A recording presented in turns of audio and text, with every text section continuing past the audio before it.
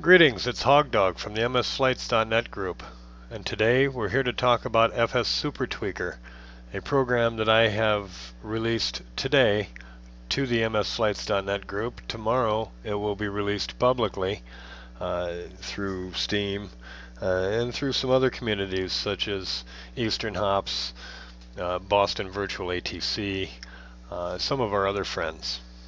But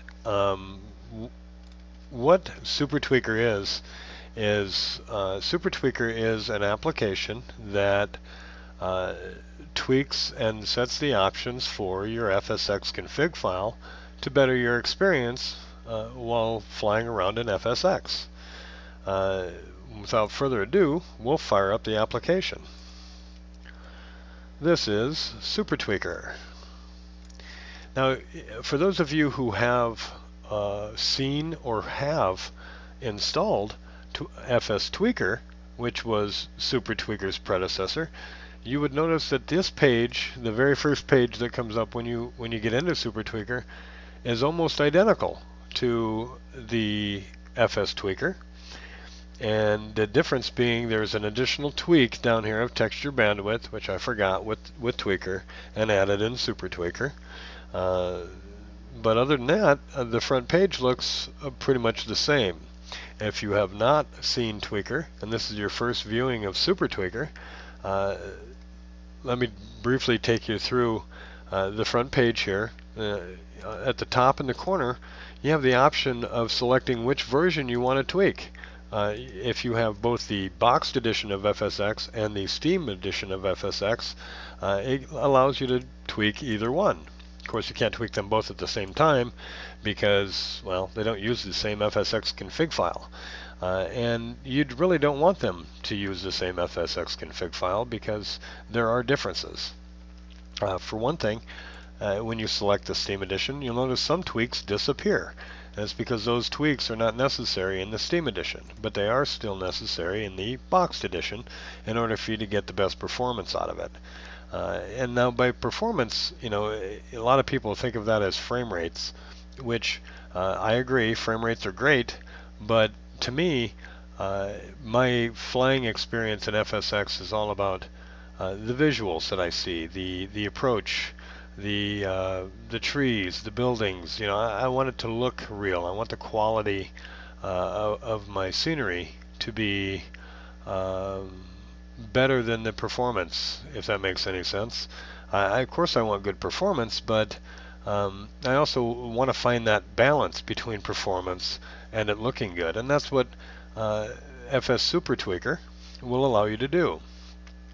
You will notice, if you're a long-time FSX player, that these settings are a lot like the settings that you will see in the Venatubo tweaks, whereby you send your FSX config file up through a website to Venatubo's site. He does a quick analysis on it and sends it back to you. It's all automated, of course, so it happens instantly.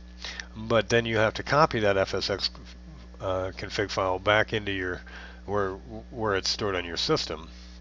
And a lot of times that's very confusing for people.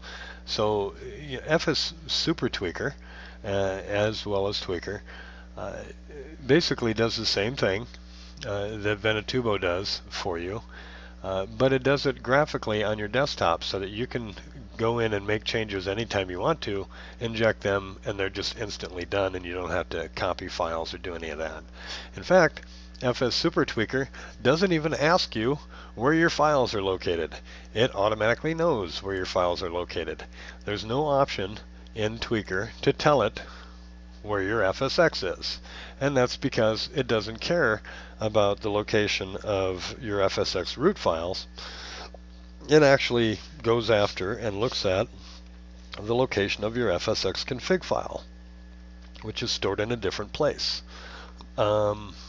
So, at any rate, the application is super friendly in that it doesn't ask you to go find the file that you want to tweak, any of that. You can't drop a file in here to have it tweaked. It just basically goes out to your system and it finds both your Steam and Classic Edition FSX. config file. If you don't have the Steam Edition, or if you don't have the Classic Edition, the only option selectable would be the one that you have. And when you first run FSSuperTweaker, it won't always know, if you only have one version, which version it is. So it may ask you before you, until you inject at least once, which version you're running, and it's just a simple this version or that. There's a number of tweaks and settings in here that are unique to FSX tweaking per se. They're not really settings, but they're changes that you can make to make your stuff look better.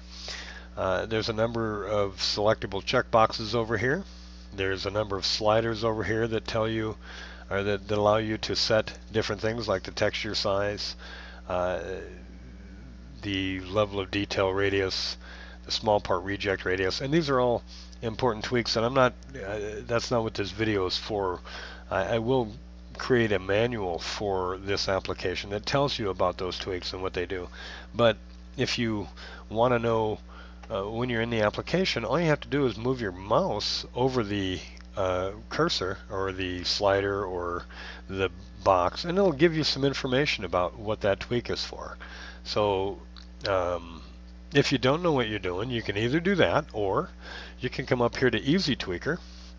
And what Easy Tweaker is it's for that guy who doesn't know what he's doing. He has no idea how to tweak an FSX config file, but he does know whether or not he has a low-end system, a mid-range system, or a gamer system. And by selecting low-end, mid, or gamer, you'll notice that the settings all change based on what setting you have here, and that's just kind of an automated way to get some good quality tweaks out of your FSX config file. However, I consider myself an expert in tweaking the FSX config file, so I won't use the SuperTweaker. I will set the options that I want. Let me go ahead and do that. I want to turn off VSync. I'm going to drop max async batching back to 3. Everything looks good here. So, I don't have a frame rate. Let's go ahead and look at the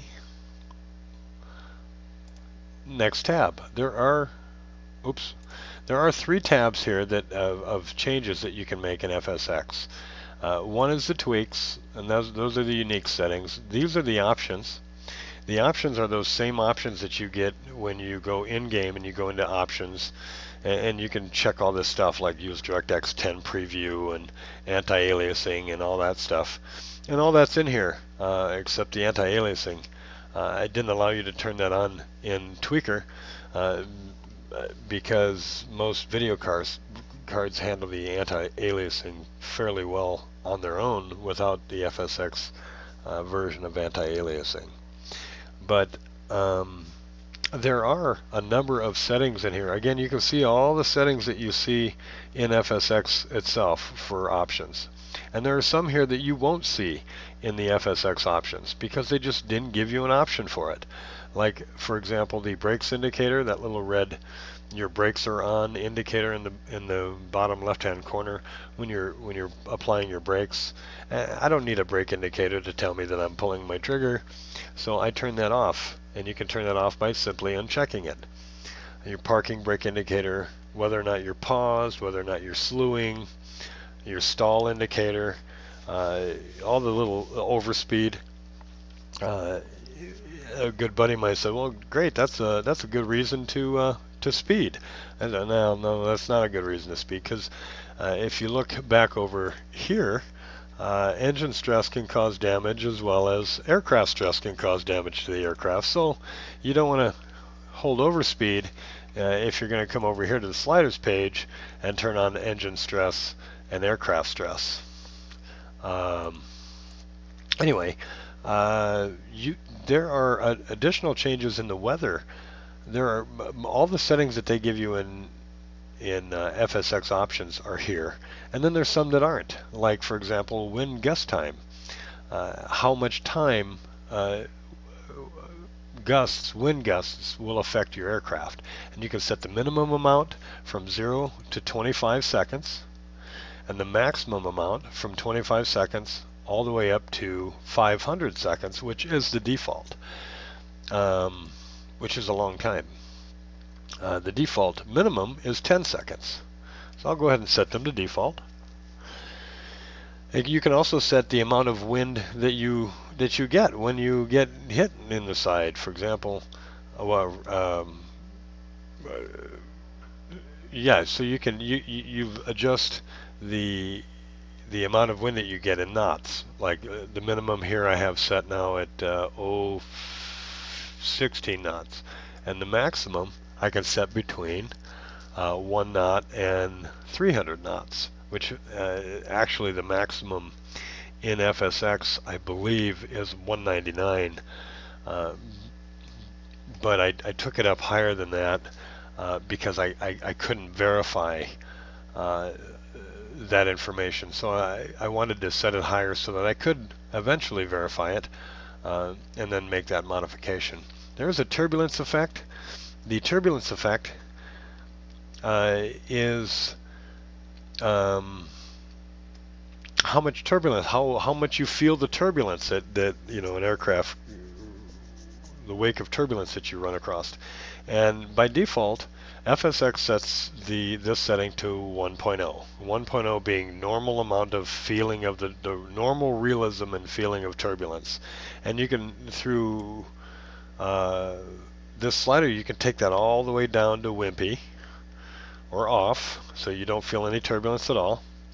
Or you can actually take it to up to 4 times what FSX allows you to feel for turbulence. So if you really want to feel that turbulence, slide that slider to the right and hang on. You can change, let's see, what else do we have here? Oh, the cycle rate for that header above multiplayer people, and that shows you their name and their aircraft type. Those options are in SuperTweaker as well, but I've given you a couple here that are not available. FSX by default allows you to do 6 labels: username, aircraft manufacturer, model, tail number, distance from you, and altitude. But SuperTweaker also allows you to show the airline and flight number, the flight plan, the airspeed of the aircraft, and its heading, which is very handy. It also allows you to change your cycle rate down to a half a second, which can be very handy if you don't want to wait a full cycle. If you have all these settings turned on, for example, there's 11 of them, and you had this set at 1 second, which is the minimum option in FSX by default, it would take a full 11 seconds for the username to come back up if you missed it.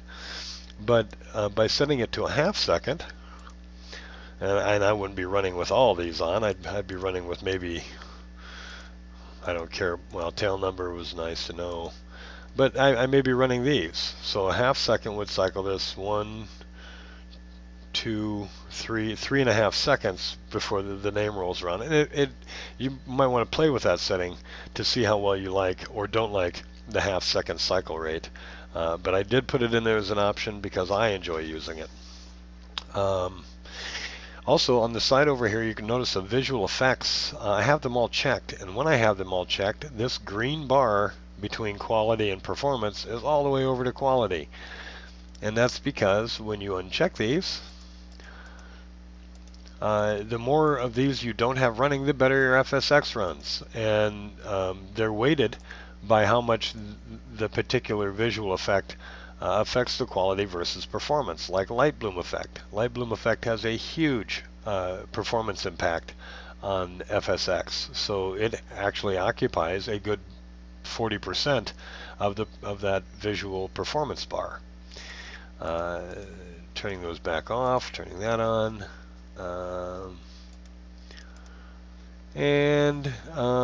let's see, that's pretty much it on the options page. But then there is also a sliders page, and the sliders page has all of your realism settings, Aviation air traffic, like airline traffic, GA traffic, and airport vehicles.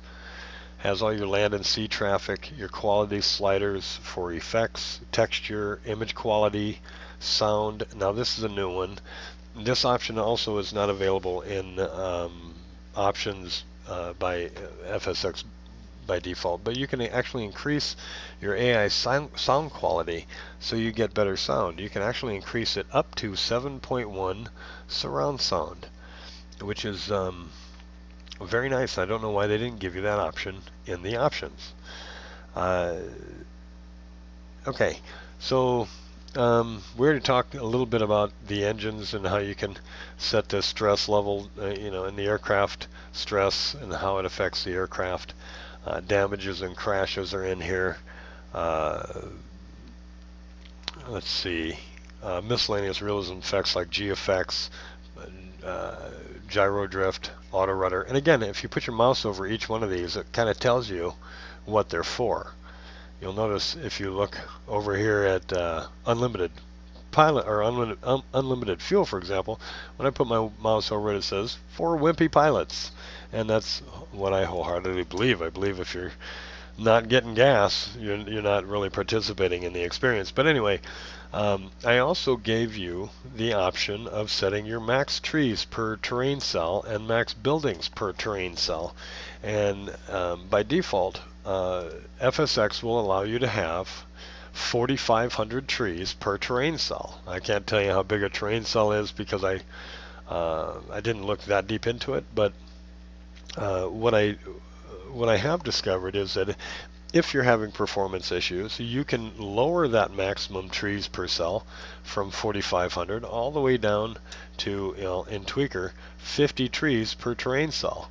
And there's a huge difference between 4,500 trees and 50 trees when rendering, so you can imagine what kind of performance differences you would see. And the same thing is true for buildings. Buildings default is 3,000 buildings per terrain cell, and you can actually increase it up to 5,000 or take it all the way down to 50. And you can do the same thing with trees. You can increase it to 5,000 or down to 50. Those are two add-on sliders that they don't give you an option for in FSX by default. Another nice feature of Tweaker is that you're not committed to any of these changes. You can make all these changes that you want, and then you can go view what your FSX config file would look like if you injected the config. And by looking at it, you can determine whether, one, if something's wrong with it, and two, you can actually come in here and make modifications before you inject if you wanted to. You can manually edit your FSX config file right here.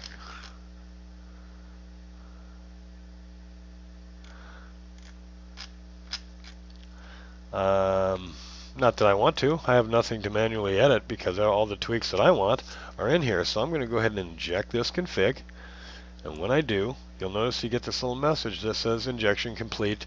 Your FSX is ready to fly. Be aware that if you open your options while in game, Tweaker settings can be overwritten by FSX. And it should actually say will be written because FSX will overwrite some of these settings back to default if you open options in game and then after you exit. But yeah, that's pretty much Tweaker. There is a backup feature. If you for the first time, if you use FSTweaker, before you inject or as you inject, it goes out and checks to see if there's a backup copy of your FSX config file. If there is not, before you make any modifications, it makes a copy of your FSX config file. And then it injects the changes so that you can always go back under backup and go to undo all tweaker settings, and that will restore the original file back to the way it was before you ever touched it with Tweaker or SuperTweaker. That feature is not available in Tweaker. The backup is in Tweaker, but again, I'm going to pull Tweaker off the shelf as SuperTweaker is so much better. But you can actually back up your existing config. Whatever config you currently have, if you click that backup, it'll just make a backup copy of it. You don't have to tell it where. You don't have to tell uh, anything. You just do it, and what it does is it keeps the last 5 backups that you ask it to keep. So if you before you injected a tweaker injection, you might want to back up. So you do that today, and then tomorrow you make a different decision and you want to make some other changes and you want to back that up. Well, when you do that, the backup that you took today will get shoved down the line, so it will become backup number 2 when your new backup becomes backup number 1. And then that way, when you if you go to restore your most recent backup, it's also automated. It just restores the last one that you backed up. You can manually go into your FSX config folder and restore any one of the last 5 FSX.eak files, which that's specific to Tweaker. You just copy them over as your FSX config and restore any one of the last 5 that you've taken. So it does keep actually 6 copies of your FSX config. Keeps them in their current location where the same fsx.cfg file's at, and that way they don't get lost. I don't have to worry about where they're at, and so that you, the user, knows where they're at. One last thing at the bottom, well, there's a couple of things. On the very last tab of SuperTweaker, you will find some computer information, including your computer's name, whether you're running a 64 or 32-bit version of whatever operating system you're running. It will show you the number of cores that you have, processors, the amount of RAM, and the video card information. It also shows processor utilization, and that's live, and that's total processor, and RAM utilization, and that's currently in use. I did that so that you can keep Tweaker running while you're running your FSX, so that you can see the changes, and then if you want, you can make additional changes, shut down your FSX and restart it. And I also gave you the option of making Tweaker opaque so that you can see through it, so that if you are running your FSX,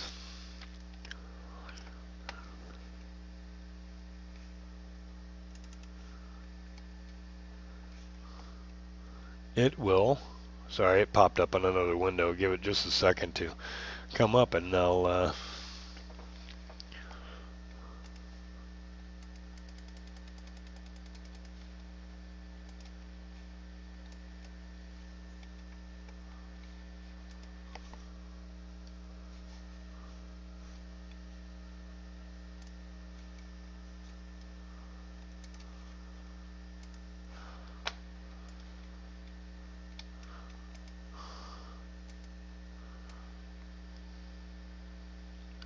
I guess while recording here, you can't really see the opacity of Tweaker. It just kind of disappears, but in reality, it actually fades down to 20% and will sit over the top of whatever application you have running. So that's what the opacity of Tweaker does. Well, I guess that's it. Again, my name is HawgDawg. I'm with the mslights.net group. If you have any questions about FSSuperTweaker, or Flight or FSX, stop by and see us. Again, it's mslights.net. You've probably seen it on my background.